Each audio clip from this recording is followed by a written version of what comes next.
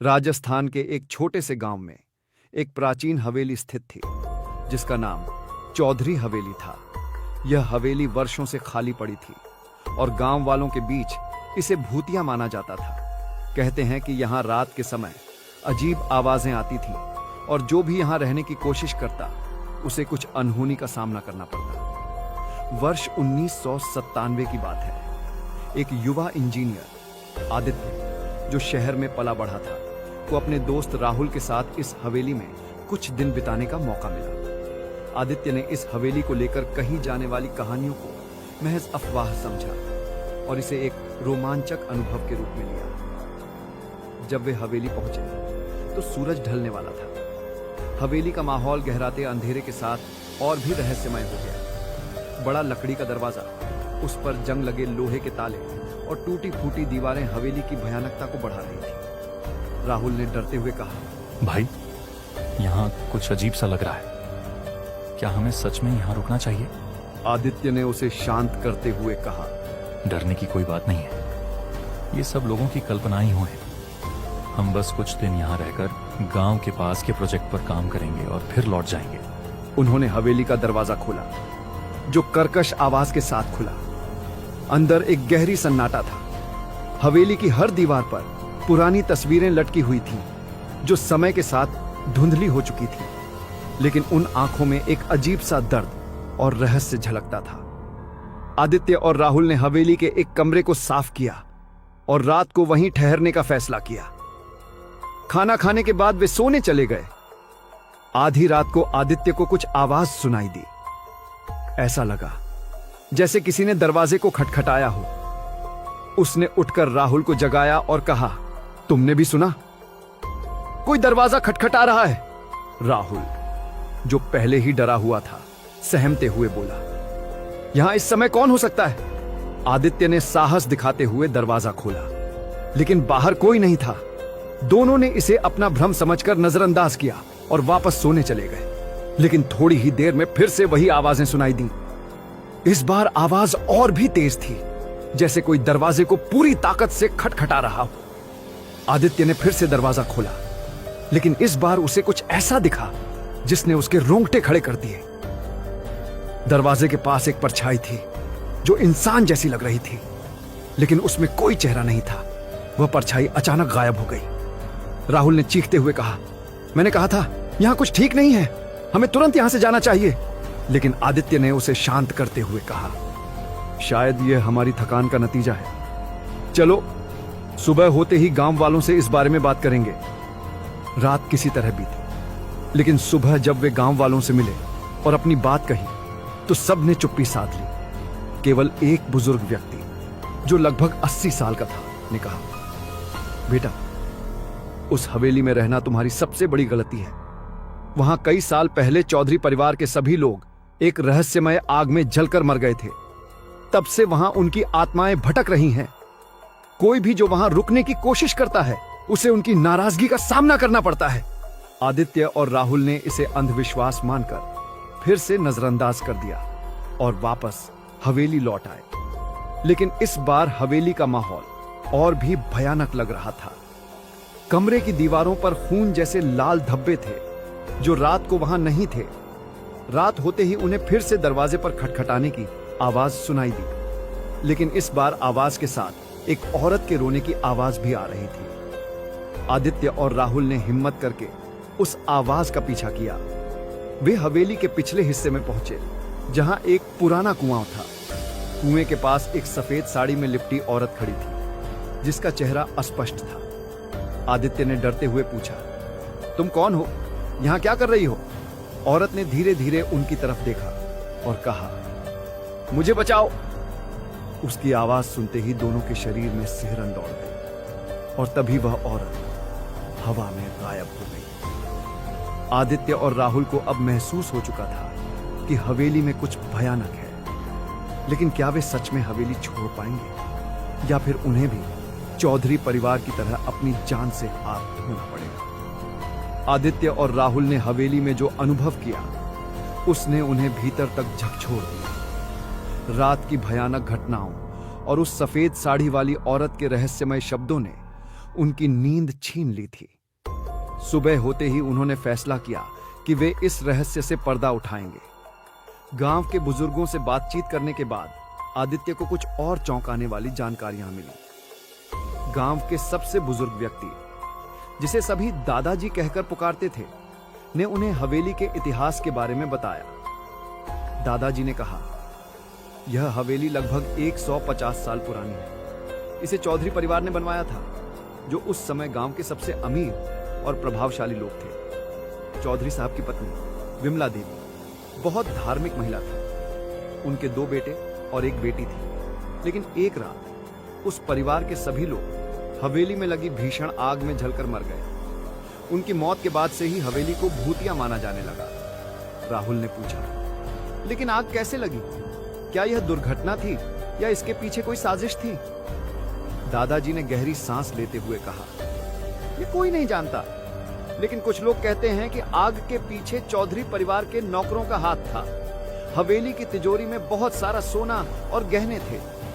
नौकरों ने उन्हें लूटने के लिए हवेली में आग लगाई, पर तभी से चौधरी परिवार की आत्माएं यहां भटक रही हैं। जो भी हवेली में घुसता है उसे वे सजा देते हैं। यह सुनकर आदित्य और राहुल के चेहरे पर चिंता की लकीरें उभर आई। लेकिन आदित्य के अंदर का जिज्ञासु स्वभाव उसे रुकने नहीं दे रहा था। उसने ठान लिया कि वह हवेली के रहस्य को उजागर करेगा।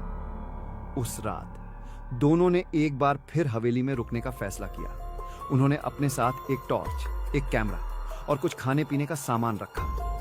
आदित्य ने कहा, हमें इस बार पूरी हवेली की तलाशी लेनी होगी। शायद हमें कुछ ऐसा मिले जो इन घटनाओं का कारण बता सके। रात के करीब 11 बजे उन्होंने तलाशी शुरू की। हवेली के ऊपरी हिस्से में एक कमरा था, जिसका दरवाजा हमेशा बंद रहता था। जब आदित्य ने दरवाजा खोलने की कोशिश की तो उसे ऐसा लगा जैसे कोई अंदर से उसे रोक रहा हो। राहुल ने कहा, यह दरवाजा खोलना ठीक नहीं लग रहा। लेकिन आदित्य ने हार नहीं मानी। जब दरवाजा खुला तो अंदर एक अजीब सी गंध फैली हुई थी। कमरे में एक पुराना लकड़ी का बक्सा रखा था। आदित्य ने बक्से को खोला तो उसमें से चौधरी परिवार की पुरानी तस्वीर और कुछ कागजात निकले। उन कागजातों में एक पत्र भी था, जो शायद विमला देवी ने लिखा था। पत्र में लिखा था, अगर यह पत्र कोई पढ़ रहा है तो इसका मतलब है कि हमारी आत्मा को शांति नहीं मिली। हमारे साथ जो हुआ वह अन्याय था। हमारी हत्या की गई थी। हमारा खून बेवजह बहाया गया। जो भी इस पत्र को पढ़े, कृपया हमारी सच्चाई को सबके सामने लाओ। यह पढ़ते ही राहुल घबरा गया। उसने कहा, आदित्य, हमें तुरंत यहां से चले जाना चाहिए। यह जगह हमारी जान ले लेगी। लेकिन आदित्य ने जवाब दिया, नहीं, अब तो यह और भी जरूरी हो गया है कि हम इस रहस्य को उजागर करें। तलाशी जारी रखते हुए उन्हें हवेली के नीचे एक तहखाने का दरवाजा मिला। दरवाजा इतना पुराना था कि उसके ऊपर धूल और मकड़ी के जाले जमा हो चुके थे। जैसे ही उन्होंने दरवाजा खोला, ठंडी हवा का एक तेज झोंका आया। तहखाने में घुसते ही उन्हें एक बहुत बड़ा कमरा दिखाई दिया, जिसमें चारों तरफ अजीब अजीब चित्र बने हुए थे। कमरे के बीचों बीच एक कुर्सी रखी थी, जिस पर खून के धब्बे साफ दिखाई दे रहे थे। यह देखकर राहुल की चीख निकल गई। उसने आदित्य से कहा, यह जगह शैतानी लग रही है, हमें यहां नहीं रुकना चाहिए। उसी वक्त कमरे की दीवारों पर लगे चित्रों से अजीब सी परछाइयां निकलने लगी। वे परछाइयां हवा में घूमती रहीं और धीरे धीरे उन्होंने एक मानवाकृति का रूप ले लिया। उस आकृति ने आदित्य और राहुल की तरफ देखते हुए कहा, तुम्हें यहां नहीं आना चाहिए था। आदित्य ने साहस जुटाते हुए पूछा, तुम कौन हो और तुम यहां क्या कर रही हो? उस आकृति ने कहा, मैं विमला हूं। मैं और मेरा परिवार यहां कैद हैं।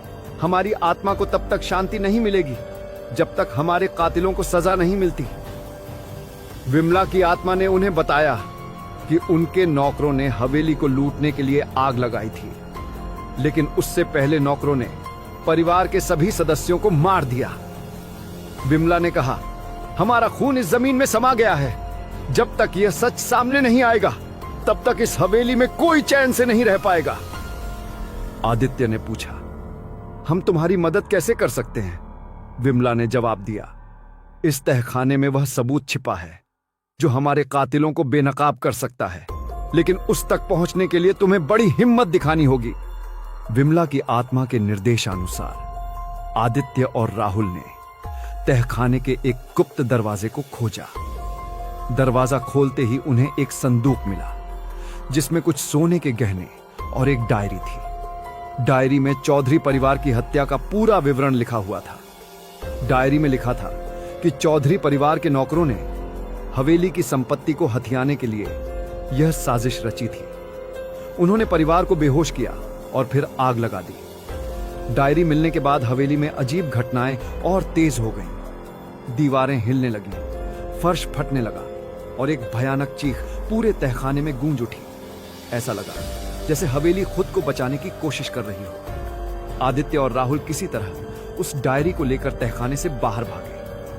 बाहर आते ही हवेली का मुख्य दरवाजा अपने आप बंद हो गया। डायरी के सबूतों के साथ आदित्य और राहुल ने गांव के पुलिस स्टेशन जाने का फैसला किया। लेकिन क्या वे इस डायरी को सुरक्षित पुलिस तक पहुंचा पाएंगे? क्या चौधरी परिवार की आत्माओं को शांति मिलेगी या फिर हवेली का श्राप उनका पीछा करेगा? आदित्य और राहुल अब चौधरी हवेली की डायरी लेकर गांव के पुलिस स्टेशन की ओर बढ़ रहे थे। रात का समय था और रास्ता सुनसान था। दोनों के मन में डर और बेचैनी का माहौल था, लेकिन उनके कदम दृढ़ थे। उन्हें पता था कि चौधरी परिवार की आत्माओं को शांति तभी मिलेगी जब सच सबके सामने आएगा। जैसे ही वे गांव के बीचों बीच पहुंचे, अचानक हवा में अजीब सी ठंडक फैल गई। चारों तरफ धुंध छा गई और राह में लगे पेड़ अपनी शाखाओं को ऐसे हिला रहे थे मानो कोई अदृश्य शक्ति उन्हें चेतावनी दे रही हो। राहुल ने कहा, मुझे बहुत अजीब लग रहा है। ऐसा लग रहा है जैसे हमें कोई रोकने की कोशिश कर रहा हो। आदित्य ने उसकी बात को नजरअंदाज करते हुए कहा, हमें डरने का समय नहीं है, हमें जल्दी पुलिस स्टेशन पहुंचना होगा। अचानक उनकी गाड़ी का इंजन बंद हो गया। गाड़ी के चारों तरफ धुंध और गहरी हो गई। तभी सामने सड़क के बीचों बीच वही सफेद साड़ी वाली औरत दिखाई दी। उसका चेहरा इस बार और भी डरावना लग रहा था। उसकी आंखें खाली थीं और उसकी उपस्थिति ने हवा को बोझिल बना दिया। औरत ने चिल्लाते हुए कहा, तुम्हें नहीं जाना चाहिए था, यह जगह तुम्हारी कब्र बन जाएगी। राहुल अब पूरी तरह से घबरा चुका था। उसने आदित्य से कहा, हम गाड़ी छोड़कर भाग चलते हैं, यह डायरी हमारे लिए मौत का कारण बन सकती है। लेकिन आदित्य ने उसकी बात अनसुनी करते हुए गाड़ी से बाहर निकलकर औरत से पूछा, तुम कौन हो और तुम हमें क्यों रोक रही हो? औरत ने ठंडी आवाज में कहा, मैं उन आत्माओं की रक्षक हूं जो इस हवेली में मरी हैं। इस डायरी का बाहर जाना उन आत्माओं के क्रोध को और बढ़ा देगा। इसे यहीं छोड़ दो वरना तुम भी नहीं बचोगे। लेकिन आदित्य ने दृढ़ता से कहा, हमारा उद्देश्य इन आत्माओं को शांति देना है, न कि उन्हें भड़काना। हमें अपना काम करने दो।